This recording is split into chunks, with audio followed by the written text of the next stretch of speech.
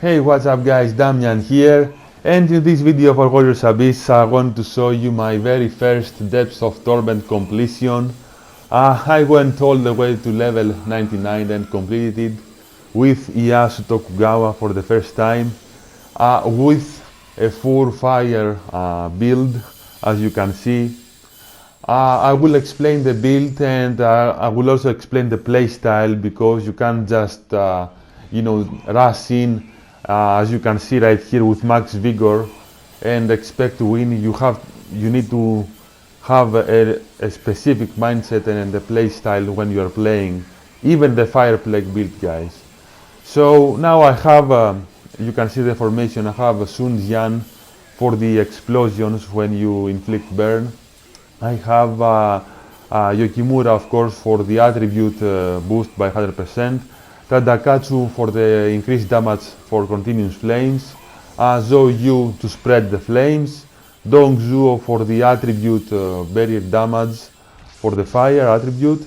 And Nobuyuki Sanada for the Tokugawa barrier damage, and he absolutely needs to be transcended in order to get the Tokugawa boost that Ieyasu needs. So that is the build, guys, a full fire build, and my record of sin is the one that increases continuous damage from flames even more. So that's Tadakatsu's unique tactic, and I further increase it. And the playstyle is to basically spread the flames, not really focus on the targets. You need to, it's like a hit and run type of build. And of course you don't want to stay stationary for a very long time, especially if you have reduced your speed. And the samurai warriors, and Ieyasu is a samurai warrior, they have the hyper attacks with the triangle button if you are on PlayStation. And they are generally better for the Depths of Torment compared to the Dynasty Warriors and the Guests. But of course, with a proper build, you can complete the Depths with them as well. Now you see right here, I have every single character is under leveled. To be honest, I don't play that much, and especially after the 4th update, especially because they took a lot of time for the 5th update, I quit the game for 2 or 3 months. So the Ieyasu is around level, he was 250 when I started the run. Now he's 300 something because of the levels I got. And the others in the formation are around 200, 100, up to 300, something like that. So now when the depths and the record of sin were introduced with the 3rd update, people were doing builds with Xuzu and Ieyasu with Slay, and they were also going for the Compeido Treasure and Zhang Chunhua in the formation, so that they can heal at the start of each phase. And they were basically running away from the enemies, in order to avoid combat, because they had all the extra health, so that they could replenish it after they take the damage from the mission's failure. And guys, in my opinion, that's a very lame way to play the game, honestly. I mean, I didn't buy the game to run away from the enemy, obviously. I bought the game to defeat the enemy and to have fun, and to build something nice, a proper build for the individual character, and and obliterate the enemies, as you can see. And it's not I mean, the runaway playstyle,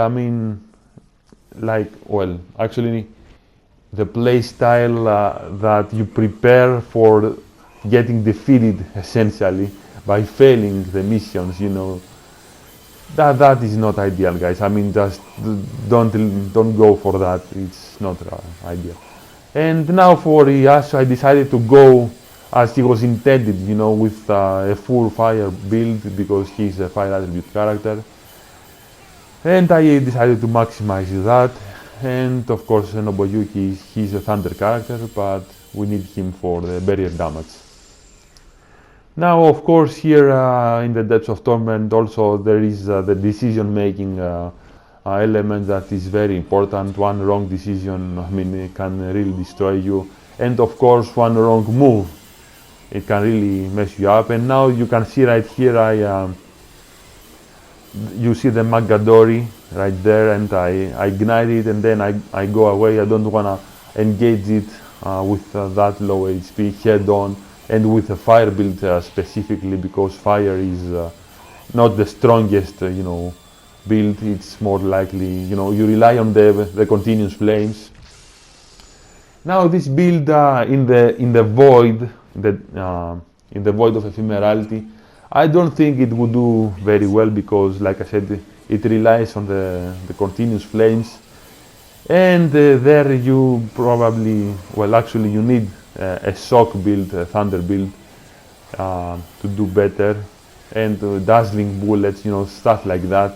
And everybody needs to be a full level, absolutely needs to be, you know, because you are on a countdown and you have to kill 1500 enemies for each phase. So, well, the void is an entirely different game mode, and I think it should have been it could have been added later, like in the second year of the game, because early on we got it with the fourth update, and most of the people weren't prepared for that, and me included, to be honest, because, like I said, you need to be full leveled and with a very good build, guys. Now this build is made on the normal traversal level 6, and it is actually harder to get the build on the normal modes. It is easier to get it on the hidden red, because you get the crystal beads from the mini bosses. And well, obviously the hidden red is harder to complete, but the normal is harder to actually get the build. You need to be very picky, you need to absolutely know what you are about to do and what you are about to get and what the synergies are. So yeah, you can see right here, to complete it on the normal traversal level 6, and here you can see my rewards. On the normal it was the books were 47 rank 5 books, yeah, and it was 13 rank 4 and 5 rank 3. So yeah, that was the video, guys. I hope you enjoyed, I hope you learned something. Thanks for watching and take care, bye.